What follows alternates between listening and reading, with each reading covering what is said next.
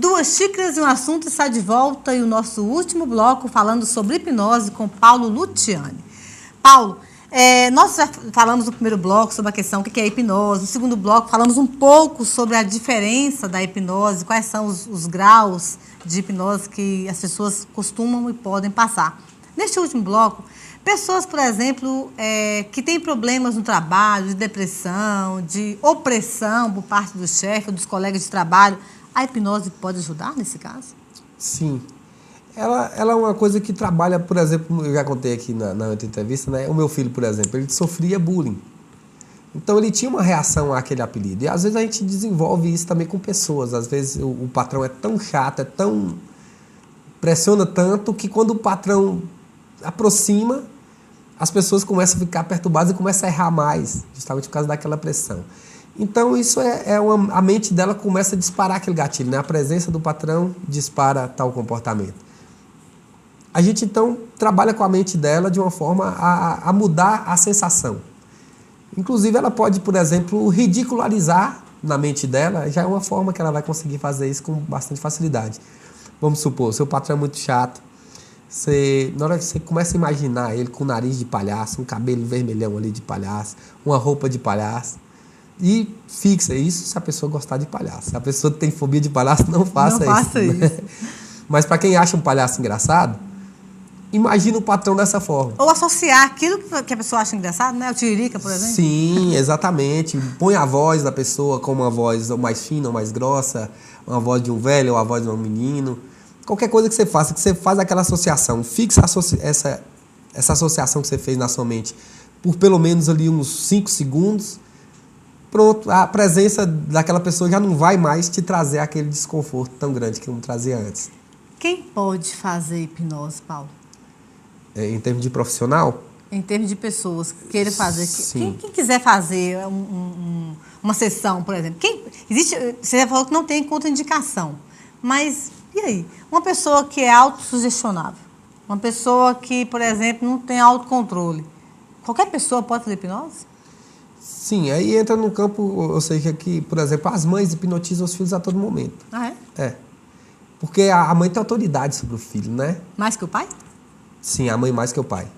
O pai tem também, mas a mãe tem, o laço é mais forte, né? Forte. Muito mais forte.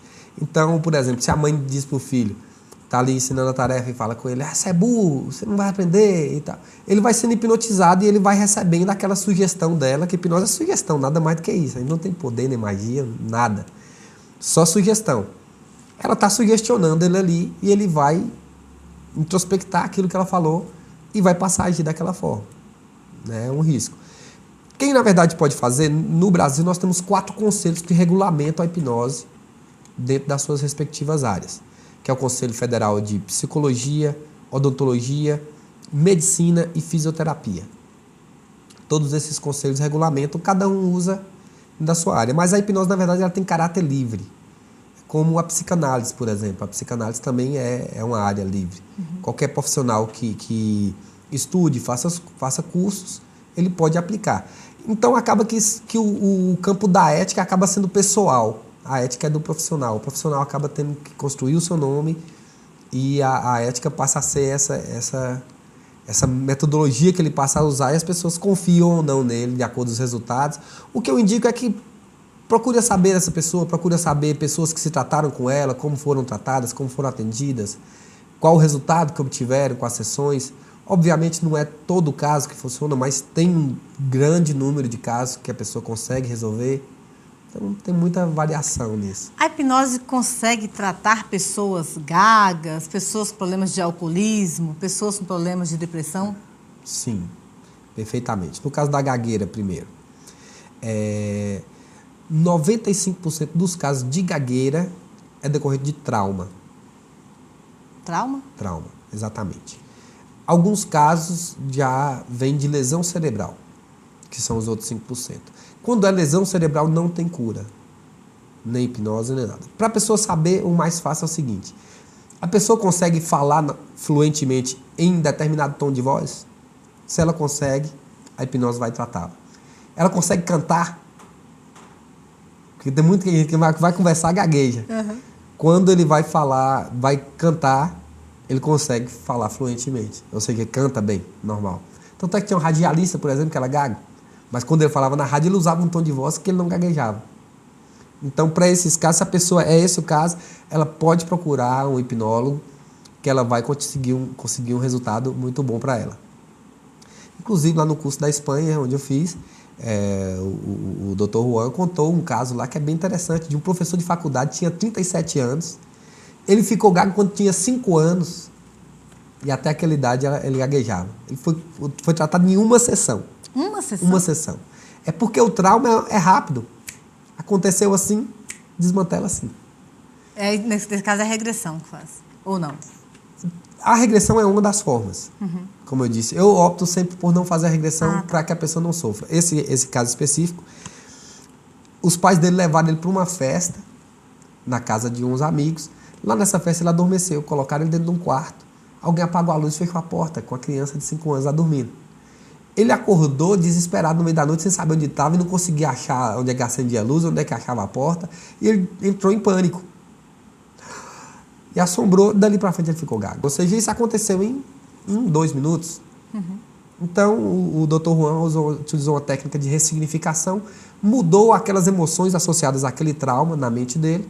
A partir daquilo ali, quando despertou ele do transe, ele abraçou o pescoço do Dr. Juan e abriu a boca chorando. Ficou emocionado. Não acredito que eu sofri minha vida, e já falando fluente. Uhum. Não acredito que eu sofri 37 anos na minha vida por causa disso. Mas foi só por causa daquilo. No caso de alcoolismo, também ajuda.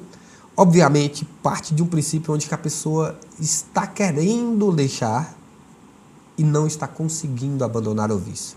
Seja ele qual for. Seja alcoolismo, seja o cigarro, seja a droga. Qualquer vício que a pessoa tenha e que ela está querendo deixar e não consegue, a hipnose vai contribuir para que ele consiga abandonar aquele vício. Já que a gente busca o quê? Sensações. Por exemplo, se a gente for fazer um teste aqui, qualquer pessoa, os telespectadores inclusive podem fazer. Pensa numa coisa, um momento muito bom de sua vida. Pensa num dia bem feliz, um dia que você estava bem alegre. Ou seja, se você conseguir entrar dentro dessa lembrança com bastante intensidade, você vai sentir uma emoção boa, uma alegria, uma felicidade. Então, a sensação, basta lembrar que ela desperta. Então, as sensações, a mente, depois que ela conhece a sensação, ela consegue reproduzir com muita facilidade, e a hipnose é um veículo, uma ferramenta que facilita muito te levar para essas sensações. Então, o que ela sente de bom, vamos supor, no fumante? Ela sente alguma coisa boa por estar gastando dinheiro e arrebentando a saúde ali para ficar com aquele monte de fumo enrolado num papel e botando na boca, né? Uhum. Então, esse caso, por exemplo, o que ela sente? Aí você vai passar a saber o que ela está querendo ganhar com o cigarro. Alguns cigarros falam assim, quando eu estou nervoso, eu fumo um cigarro e eu acalmo. Ótimo, vamos programar a sua mente para que ela sinta calma num copo d'água. Você vai beber a água e vai sentir calma. E assim por diante. Procura o que ela tem de vantagem e também trabalha um pouco técnicas aversivas, ou seja, faz a pessoa ter um pouco de nojo, aversão àquele produto que ela tem o vício. Paulo, muito obrigada. Foi muito bacana o programa de hoje. Quem quiser participar ou quem quiser saber mais sobre técnicas de hipnose, onde encontrar Paulo Luciani? E nós temos o Instituto Luciani, que fica ali na rua Irmã Beata, número 242. O telefone é o 3222-1878.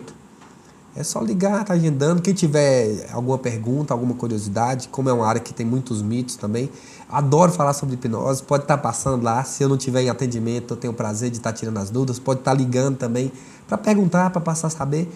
É uma das minhas missões, é difundir essas técnicas, porque pode trazer benefício para a vida de muita gente, né? Que bom.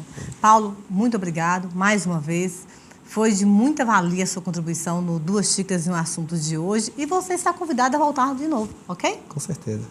Para vocês que estão em casa, nosso muito obrigado. Espero, sinceramente, que tenha sido proveitoso para vocês que nos acompanham, como foi para nós produzir o programa. Fiquem com Deus e até o próximo Duas Xícaras e um Assunto.